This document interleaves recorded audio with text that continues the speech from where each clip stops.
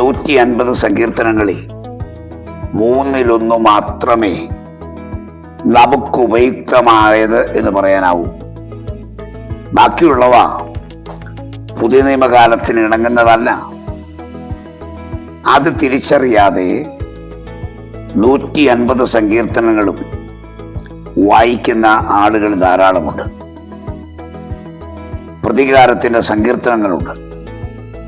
അവയൊന്നും വാസ്തവത്തിൽ ക്രിസ്തുവിനെ അനുഗമിക്കുന്ന ഒരാൾക്ക് ചേർന്ന കാര്യമല്ല.